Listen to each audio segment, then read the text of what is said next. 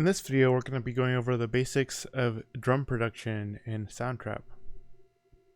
Today, we're going to be using the pattern beatmaker in Soundtrap. So you can get to that here by just hitting this button. I'll make you a new track. By default, it will generally give you the machine's vanilla drum samples, but you can click on here and choose a different sound drum kit if you like. I'm just going to go with the vanilla for now.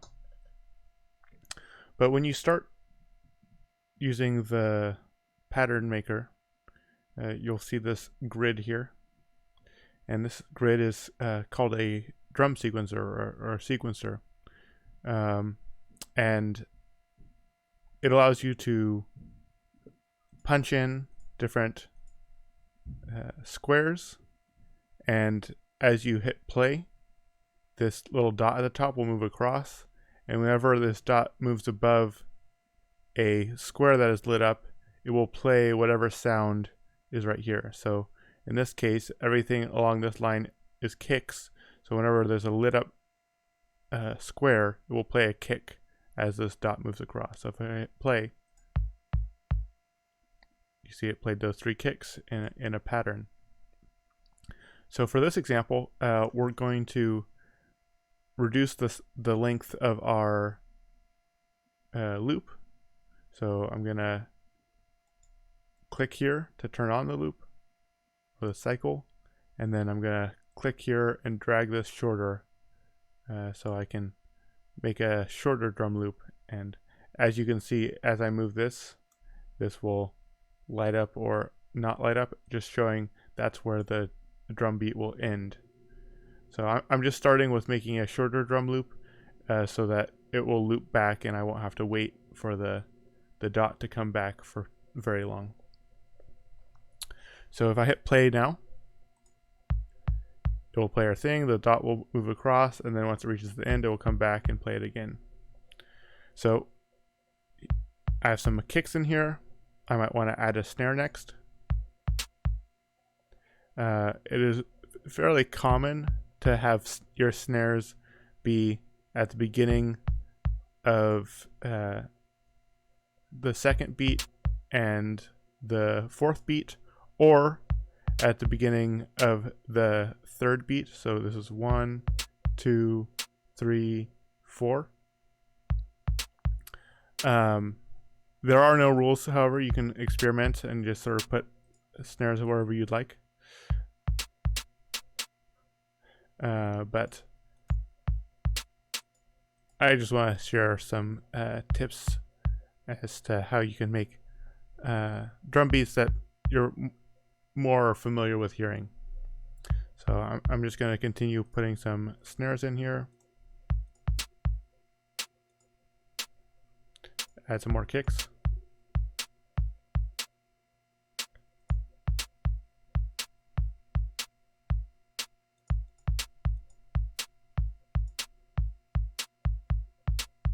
So I would kick and snare pattern. That's interesting.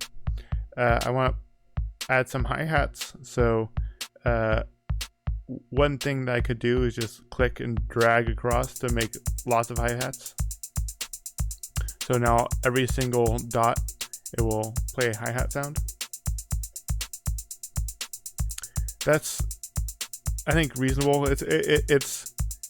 I could also have it be every other hit. That can also sound good. Or every once in a while have it double up. This is a very experimental process.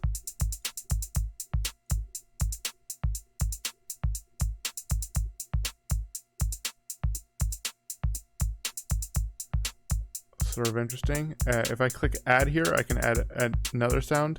So the one that automatically added is open hi-hat, so I could add this open hi-hat here. Or I could click on the actual where it says hi-hat open, and I can select a different sound from this kit. So maybe I want like a low tom instead.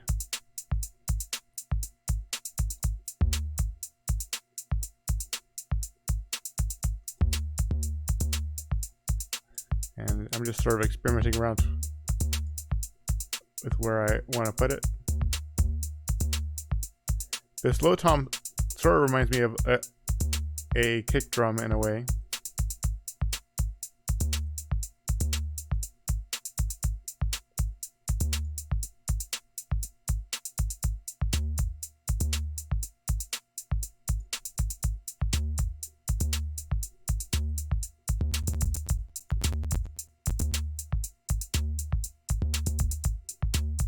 Sort of interesting.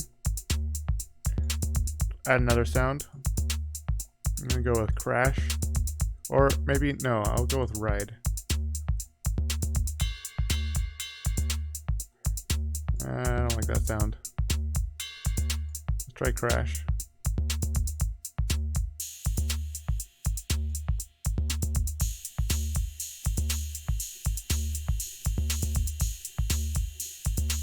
Okay, this is interesting.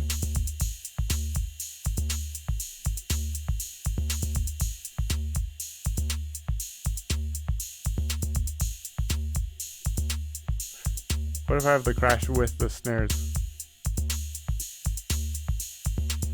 I don't think I like that. But now let's try changing the kit. So if I hit one of these arrows, it will switch to the next kit in this list, as long as that's one that I can use. So the ones that say music makers, I cannot use with a free account. Sort of weird.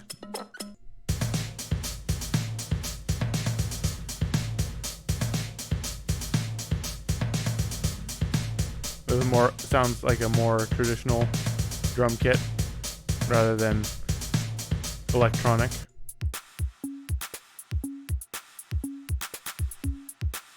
That's sort of cool.